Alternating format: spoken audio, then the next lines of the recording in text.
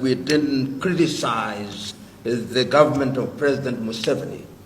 My own view, first of all, is that I was asked to talk about commercialization of politics. Therefore, I want to be faithful to my subject. Number two, as I grow older, I realize that criticism for its own sake is not wisdom. And what I choose to do is to speak with the firmness that opens my opponent's eyes, not with the arrogance that inflames their anger. And I think that as you grow older and you make mistakes, you begin to recognize that you can use your knuckles, but you wear gloves. And when you do that, you present things a little differently. The way I used to speak as a second-year university student is very different from the way I speak now, but I say the same things. So, first, I hold the view that democracy is a competition of ideas, and democracy is sustained by constant constructive dialogue where the minority have their say and the majority have their way. And if one understands democracy in that way, one can then appreciate that it is incumbent upon the political party that is in power to continuously and constructively engage the politician or the political parties out of power. And that is the essence and the value of the parliament that we have. Parliament is a latter-day representation of the barazas or the meetings that we had in our societies.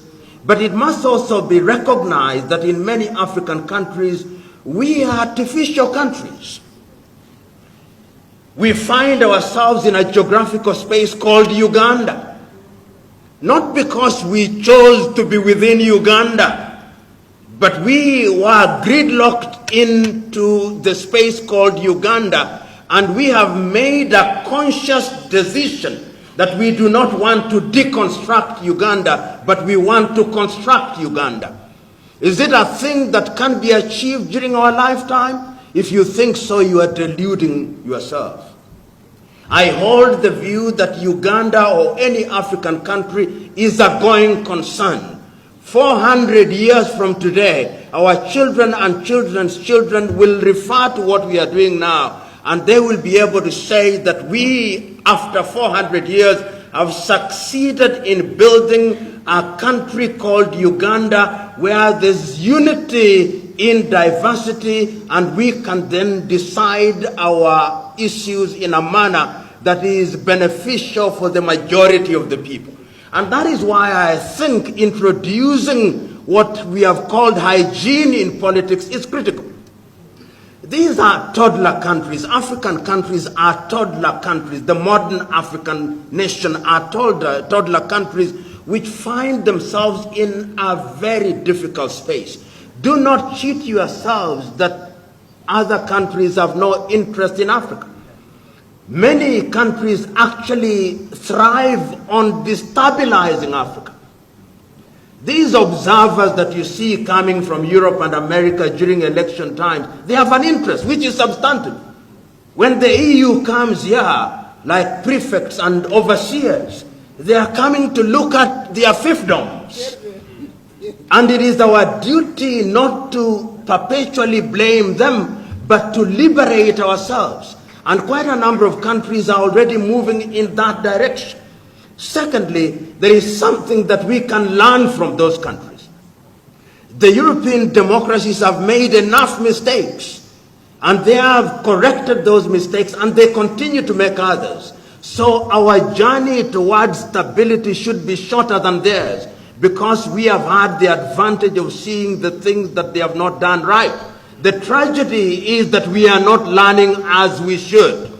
There are examples, and I hear the good doctor here, in European countries where money was used anyhow. They now recognize that that actually distorts democracy and undermines democracy. How does it do so?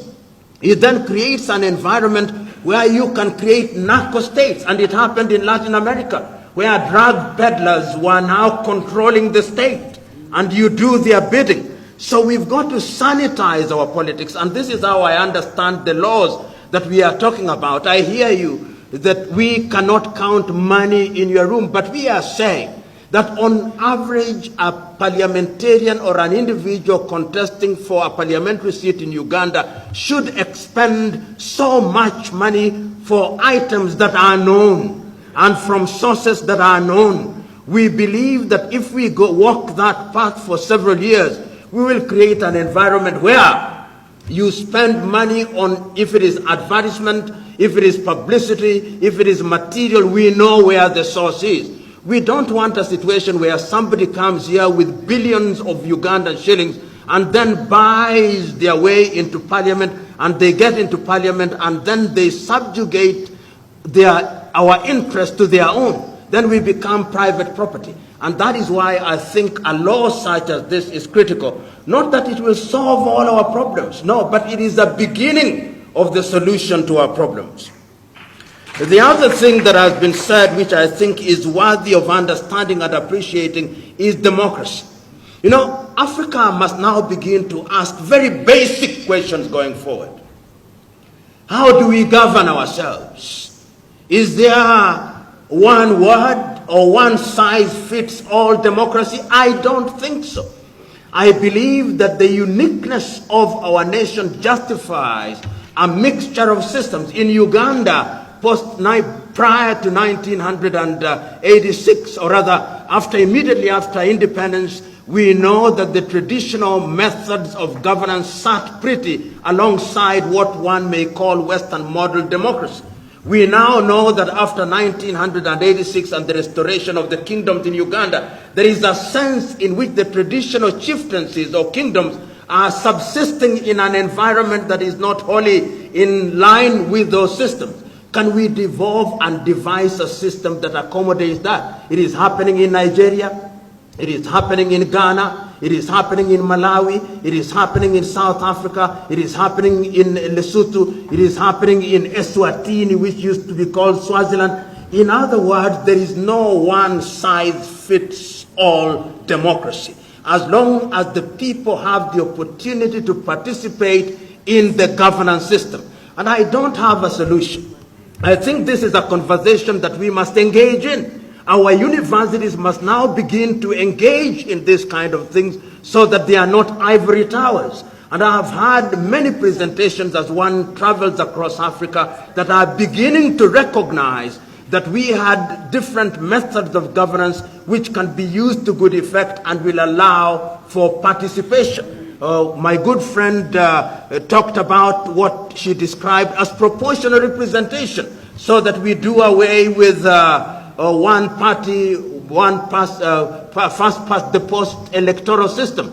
These are ideas that must come. And we are very young as modern state. The oldest African state that was colonized and regained our independence is Ghana in 1957. So there is a sense in which we shouldn't judge ourselves too harshly. The other thing that has been talked about is rotation. The reason why we talk about rotation is that we have put too much premium on the presidency.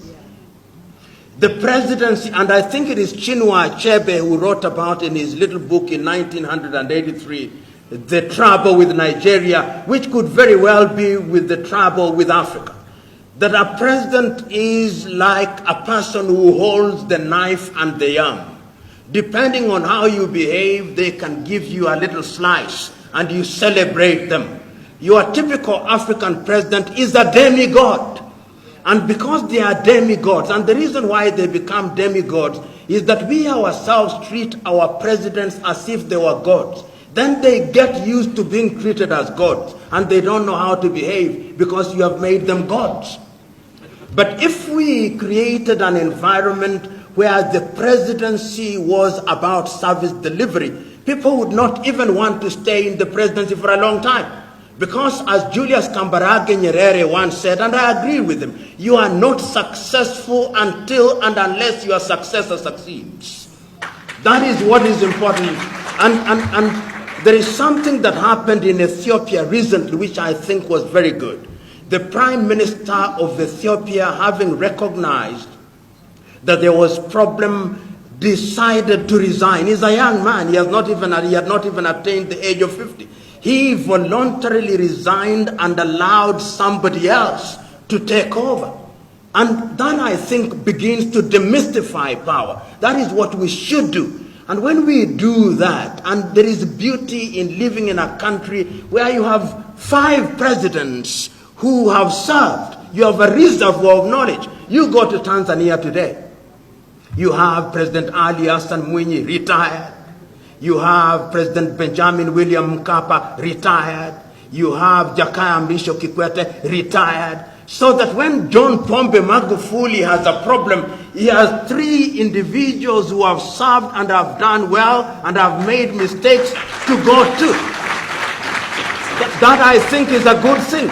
And I think that progressively we are going to move in that direction.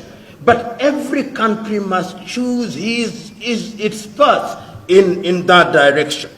And the reason why I think that we ought not to judge ourselves too harshly is because our histories are rife with attempts at destabilization. Even as we speak now, there is a new power that is rising in a very subtle way and in a very subterranean way called China. China is a leviathan, and it moves very stealthily, giving us money without asking questions. They are doing certain good things. We can emulate a number of things from them. But think of Uganda, think of Africa 20 years from today and how it will relate with China. China is already thinking on how to relate with Africa 100 years from today. But we don't know how we are going to relate with China tomorrow. We are simply wondering what we will do. Samora had a clarion call. Listen to his speeches. He would say, "Aluta continua," and people would say, "Aluta continua." Then he would ask, "Aluta continua contro che?" The struggle continues for what? Because we can continue struggling, but for what? And I think that that is the fundamental question. Aluta continua for what? For the improvement of the critical majority of the people. And I behold the view that in a democratized system, you are able to lift the majority of the people out of poverty. When people are liberated from thinking about where to source the next meal, their thinking capacity and power to make decision changes. When people know that they have good healthcare system, that they have good education, that they have opportunities, the way they think changes dramatically.